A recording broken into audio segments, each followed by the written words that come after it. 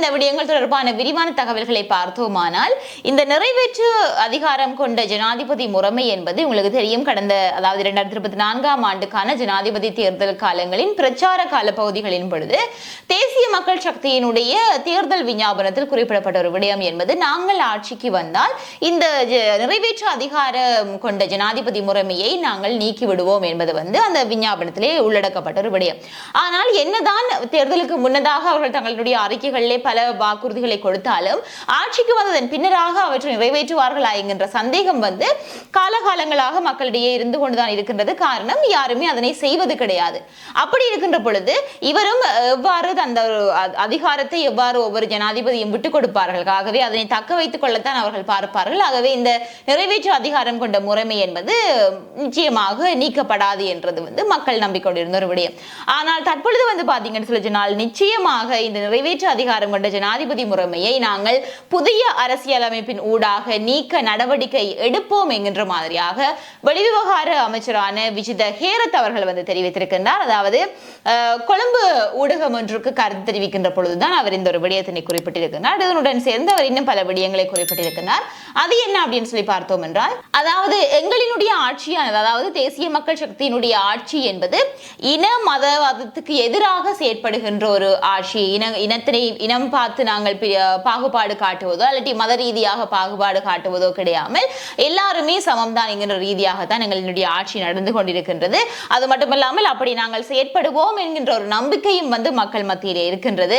ஆகவே இந்த நிறைவேற்று அதிகாரம் கொண்ட ஜனாதிபதி முறைமையை நீக்குவது தொடர்பில் நாங்கள் நிச்சயமாக முயற்சிகள் எடுப்போம். ஏனென்றால் அது சம்பந்தமாக நாங்கள் எங்களுடைய தேர்தல் அறிக்கையிலேயுமே குறிப்பிட்டிருக்கின்றோம் அப்படி என்று சொல்லி அவர் மீண்டுமாக அந்த ஊடக சந்திப்பிலே வலியுறுத்தி கூறியிருக்கின்றார். ஆகவே அந்த தேர்தல் விஞ்ஞாபன அறிக்கையிலே நாங்கள் என்னவற்றையெல்லாம் குறிப்பிட்டிருக்கின்றோமோ அவை அனைத்தையுமே நாங்கள் வரிசை கிரமமாக நிறைவேற்றி கொண்டே வருவோம். அது பற்றி யாருமே யோசிக்க தேவையில்லை என்கின்ற விதமாக அவர் அந்த விடயத்தினை குறிப்பிட்டிருக்கின்றார்.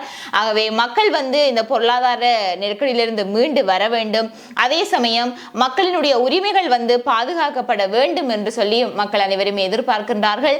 அதற்கான ஒரு தெளிவான விடயத்தையும் அதற்கான நடவடிக்கைகளையும் நாங்கள் நிச்சயமாக எடுப்போம் என்று சொல்லியும் அவர் அந்த இடத்திலே குறிப்பிட்டிருக்கின்றார். ஆகவே இந்த நிறைவேற்று அதிகார முறைமை கொண்ட, அதாவது நிறைவேற்று அதிகாரம் கொண்ட ஜனாதிபதி முறைமை என்பது நீக்கப்படுமா இல்லையா என்று சொல்லி பலத்த ஒரு சந்தேகம் இருந்தது. காரணம், அவர்களுடைய விஞ்ஞான அறிக்கையிலே இருந்தாலும் ஆட்சிக்கு வந்து விட்டார்கள், இதன் பின்னராக இதை பற்றி கதைப்பார்களா என்று சொல்லி ஒரு விடயம் இருந்தது, ஒரு சந்தேகம் இருந்தது. ஆனால் நிச்சயமாக அதை நாங்கள் நீக்குவோம் அப்படி என்று சொல்லி மீண்டுமாக தற்பொழுது சொல்லிடக்கூடிய ஒரு விடயம் என்பது அதற்கான நடவடிக்கைகள் மேற்கொள்ளப்பட்டிருக்கின்றது எங்களால் ஊகிக்கக்கூடியதாக இருக்கின்றது. ஆகவே பார்க்கலாம் இதனுடைய முடிவு என்னவாக இருக்க போகின்றது அப்படி என்று சொல்லி.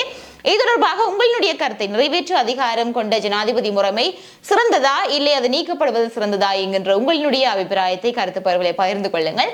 அதே சமயம் இந்த முன்னாள் ஜனாதிபதிகளுக்கான சலுகைகள் அல்லது அவர்களுடைய பாதுகாவலர்களுடைய எண்ணிக்கையை பாதி அளவில் குறைப்போம் அப்படின்னு சொல்லியும் இவர்கள் தங்களுடைய தேர்தல் காலங்களிலே, பிரச்சார காலங்களிலே குறிப்பிட்டிருந்தார்கள். அதே மாதிரியாக மீண்டுமாக ஆட்சிக்கு வந்ததன் பின்னராக அதனுடைய விடயங்களையும் செயற்படுத்தினார்கள். அதாவது முன்னாள் ஜனாதிபதி மஹிந்த ராஜபக்ஷ மற்றும் மைத்ரிபால சிறிசேன மற்றும் சந்திரிகா பண்டாரநாயகா போன்றவர்களுடைய பாதுகாவலர்களுடைய எண்ணிக்கை குறைக்கப்பட்டிருந்தது. எதிர்காலத்திலேயே இவர்களுக்கான விடயங்களும் மேற்கொள்ளப்படும் அப்படின்னு சொல்லி சொல்லப்பட்டிருந்தது. அப்படி இருக்கின்ற பொழுது இந்த மஹிந்த ராஜபக்ஷ அவர்கள், முன்னாள் ஜனாதிபதியான மஹிந்த ராஜபக்ஷ அவர்களினுடைய விடயத்தை எடுத்துக்கொண்டோமானால் அவருக்கான உயிர் அச்சுறுத்தல் என்பது புலனாய்வு பிரிவினர் சமர்ப்பித்திருந்த அறிக்கைகள்ல பல முறை அவருக்கான உயிர் அச்சுறுத்தல் இருக்கின்றது அப்படி என்று சொல்லி அவர்கள் கொடுத்ததாகவும், ஆனால் அதனை பொருட்படுத்தாமல் அவருக்கான இந்த பாதுகாவலர்களுடைய எண்ணிக்கை அல்லது பாதுகாவலர்களை நீக்கிய விடயம் என்பது நிச்சயமாக ஒரு தவறான ஒரு தீர்மானம் அப்படி என்று சொல்லி மொட்டு கட்சியின் உறுப்பினரான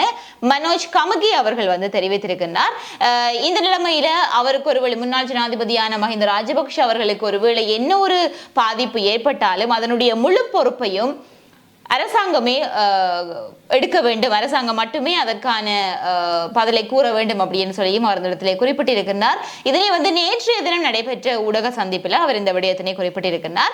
இதன் பொழுது பார்த்தீங்கன்னு சொல்லி சொன்னால், இது சம்பந்தமாக 2024ஆம் ஆண்டு 10ஆம் மாதம் 10ஆம் திகதியிடப்பட்ட அறிக்கையில இவருக்கான, அதாவது முன்னாள் ஜனாதிபதி மஹிந்த ராஜபக்ஷ அவர்களுக்கான பாதுகாப்பு குறித்து அவர்களுடைய பாதுகாப்புக்கு பொறுப்பான போலீஸ் அத்தியட்சரான SD விக்ரமசிங்க மஹிந்த ராஜபக்ஷவினுடைய இந்த பாதுகாப்பு தொடர்பில் மீளாய்வு அறிக்கை ஒன்றை சமர்ப்பித்ததாகவும், அந்த அறிக்கையில 13 அறிக்கைகள் வந்து புலனாய்வு பிரிவினரினூடாக உள்ளடக்கப்பட்டிருக்கின்றது. அது மட்டுமல்லாமல் 2024ஆம் ஆண்டுல சமர்ப்பிக்கப்பட்ட மேலும் ஒரு 4 புலனாய்வு பிரிவினுடைய அறிக்கைகள் என்று சொல்லி மொத்தமாக அந்த அறிக்கைகள் சமர்ப்பிக்கப்பட்டிருக்கின்றது. அது அனைத்திலையுமே அவருக்கான பாதுகாப்பு வந்து தேவை, அதாவது அவருக்கு அச்சுறுத்தல் இருக்கின்றது அப்படின்னு சொல்லி தான் இருக்கின்றது என்று சொல்லியும் அவர் அந்த இடத்திலே குறிப்பிட்டிருக்கின்றார். ஆகவே மஹிந்த ராஜபக்ஷ அவர்களினுடைய பாதுகாப்பு குறித்து நாங்கள் பார்க்கின்ற பொழுது அவருக்கு எதிராக பிரிவினவாத சக்திகள் வந்து தேசிய மட்டத்திலேயும் சரி அல்லது சர்வதேச மட்டத்திலேயும் சரி இன்றும் செயற்பட்டு கொண்டு வருகின்றதாகவும், ஆகவே அவருக்கு அச்சுறுத்தல் இருக்கின்றது அப்படி என்று சொல்லியும்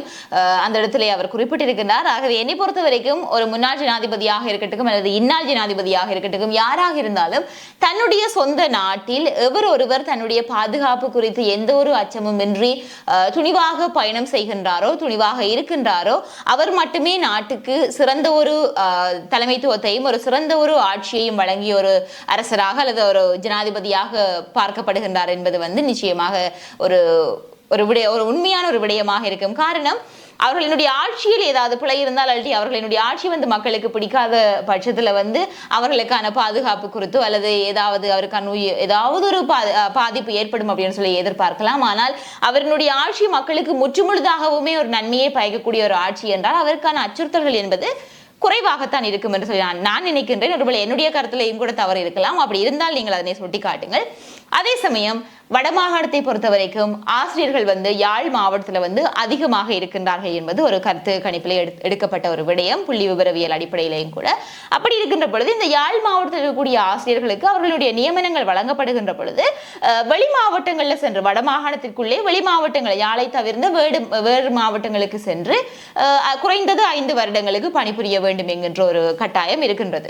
இப்படி இருக்கின்ற பொழுது இது தொடர்பாக பாத்தீங்கன்னு சொல்லி சொன்னால் நேற்றைய தினம் நூற்றுக்கணக்கான வெளி மாவட்டங்கள்ல பணிபுரியக்கூடிய யாழ் மாவட்டத்தை சேர்ந்த ஆசிரியர்கள், ஒரு நூற்றுக்கணக்கான ஆசிரியர்கள் வந்து வடமாகாண ஆளுநரை அவர்களுடைய ஆளுநர் செயலகத்துல வந்து நேற்றைய தினம் சந்தித்து கலந்துரையாடி இருந்தார்கள். இதன் பொழுது அவர்கள் சொல்லியிருந்த ஒரு விடயம் என்பது தங்களினுடைய அதாவது தங்களினுடைய இந்த பதவி காலம் அல்லது தாங்கள் பணிபுரியக்கூடிய காலம் என்பது நீண்ட காலங்களாக தாங்கள் வெளி மாவட்டங்களிலேயே பணிபுரிந்து கொண்டு வருவதாகவும், தங்களுக்கு பின்னராக நியமனம் பெற்றவர்கள் கூட இடமாற்றம் செய்து சென்று விட்டார்கள். குறிப்பாக சில பேர் வந்து தெரியும் தானே உங்களுக்கு, தங்களுடைய சில பேரை சலுகைகளினூடாக அல்லது அவர்களினுடைய சிபாரிசுகளினூடாக இலகுவாக இடமாற்றங்கள் பெற்று தங்களுடைய சொந்த இடங்களிலேயே பணிபுரிகின்றார்கள். ஆனால் தங்களால் வந்து இன்னமுமே நீண்ட காலங்களாக அந்த மாவட்டங்களிலிருந்து சொந்த இடங்களுக்கு வந்து வேலை செய்ய முடியாமல் இருக்கின்றது. அது வந்து போக்குவரத்து நெருக்கடி என்று சொல்லி இப்படியான பல சிக்கல்கள் வந்து இருக்கின்றது. ஆகவே இது தொடர்பாக அவர்கள் வந்து ஒரு விடயத்தினை ஆளுநர் அவர்களிடம் குறிப்பிட்ட பொழுது அவர் அந்த இடத்திலே குறிப்பிட்ட விடயம் அது தொடர்பாக நான் வந்து தான் மீண்டுமாக ஆய்வு செய்கிறதாகவும், அதே சமயம் ஒருவேளை இப்போ ஒரு பாடத்திற்காக யாழ் மாவட்டத்திலிருந்து ஒரு ஆசிரியரை இடமாற்றம் செய்கின்றோம் அல்லது வெளி மாவட்டத்திலிருந்து இங்கே இடமாற்றம் செய்கின்றார்கள் என்று சொல்லி சொன்னால் நிச்சயமாக அந்த வெளி மாவட்டத்துக்கு யாழ் மாவட்டத்தில் இருக்கக்கூடிய இன்னும் ஒரு ஆசிரியர் வந்து அங்கே சென்றேதான் ஆக வேண்டும். ஆகவே இனி வந்து மீண்டுமாக அனைவருடைய பணிக்காலத்தினையும் பரிசீலித்து யாராவது வெளி மாவட்டத்துக்கு சென்று வேலை செய்யாதவர்கள் தற்பொழுது இருந்தால் அவர்களை மீண்டுமாக அங்கே அனுப்புகின்ற ஒரு நடவடிக்கை எடுக்கப்பட போகின்றது. அதே சமயம் ஒருவேளை ஏற்கனவே அங்கே சென்று பணிபுரிந்தவர்களும் கூட மீண்டும் அங்கே சென்று பணிபுரியக்கூடிய ஒரு நிலைமையும் உருவாக இருக்கின்றது. ஆகவே அது தொடர்பிலே ஆளுநர் அவர்கள் தான் முடிவெடுக்கிறதாக சொல்லியிருக்கின்றார். ஆகவே இது தொடர்பாக உங்களுடைய கருத்துக்களை வந்து கருத்து பரவலை பகிர்ந்து கொள்ளுங்கள். அதே சமயம் உங்களிடம் நான் கேட்கக்கூடிய ஒரு கேள்வி என்பது 2024ஆம் ஆண்டினுடைய இறுதி கால பகுதியில் இருக்கின்றோம். ஆகவே இந்த வருடத்துல உங்களால் ஒரு மறக்க முடியாத அனுபவம் என்று இருந்தால் அது எதனை சொல்லுவீர்கள் என்பதை வந்து கருத்து பரவலை பகிர்ந்து கொள்ளுங்கள். இதே மாதிரியாக இன்னும் ஒரு காணொலியில் நான் உங்களை சந்திக்கிறேன்.